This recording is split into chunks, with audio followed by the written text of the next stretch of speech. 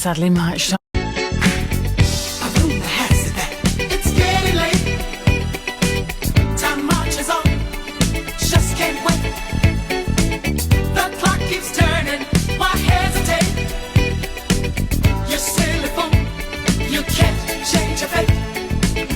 Yes, time has sadly marched on. I've got to give you over to Jo, or she'll go crackers at me.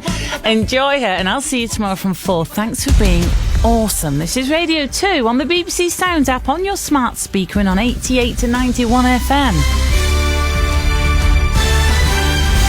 BBC News at 7 o'clock. This is Claire Ronacres. The US has joined Germany in agreeing to send battle tanks to Ukraine in a move hailed by President Zelensky as an important step on the path to victory.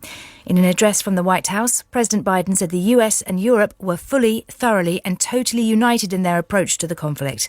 Moscow condemned the announcement as a blatant provocation. Our North America editor Sarah Smith says it's a significant change in policy for Washington. Questions around providing tanks for Ukraine were threatening to expose the first really serious rift among the NATO allies who are backing the Ukrainian defence forces. And so America, which just last week was saying that their Abrams tanks were not suitable for Ukraine because they were too complex to use and maintain, has had a swift change of heart, which would appear to be based as much on diplomatic concerns as military ones. The Metropolitan Police Commissioner has warned the public that more painful stories of wrongdoing will emerge as the force attempts to root out dishonest and violent officers in its ranks. Sir Mark Rowley said 2 or 3 officers were expected to appear in court on criminal charges every week in the coming months. The Scottish First Minister Nicola Sturgeon has said there is no automatic right for trans women to be sent to women's prisons if they're found guilty of a crime. Her comments follow the conviction yesterday of Isla Bryson, who committed 2 rapes when she was a man and decided to change gender while awaiting trial. It's understood she's been sent to a women's prison but will not be held with other inmates. Ms Sturgeon said she wouldn't comment on the case directly, but transitioning did not guarantee a criminal a place in a women's prison. This idea that because somebody who, of course, may have committed crimes as a man, let's not lose sight of that, although I'm not talking about the individual case, but then tries to change gender simply to avoid going to a man's prison. There is no such automaticity around that. This is about individual risk assessments. The United Nations humanitarian chief has expressed hope that the Taliban might relax their ban on women working for aid organisations in Afghanistan.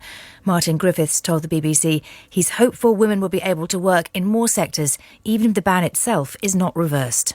We received encouraging responses from the wide range of Taliban ministers that I dealt with in these past few days. And we will see if those responses turn into practical reality. And I think they're listening, and they tell me that they will be issuing these new guidelines in due course. And the Royal Opera House has confirmed it has ended its sponsorship deal with BP after more than 3 decades. The Covent Garden venue had been under pressure from environmental campaigners to end its ties with the oil and gas giant. A quick look at the weather, and any remaining rain across the southeast will gradually clear this evening, staying dry across the rest of the UK. BBC News, it's 3 minutes past 7. Thank you, Claire. Jo Wiley's Shiny Happy Playlist. There's going to be big tunes. Blowing the roof off Radio 2. Shiny Happy. If you want to get absolutely bouncing, this is where it's at. BBC Radio 2. And also thank you, as well as Claire, to Sarah. And are you ready? We've got half an hour together with the Shiny Happy Playlist, which means big tunes and lots of bouncing. The Shiny Happy Playlist on BBC Radio 2. It's like go down.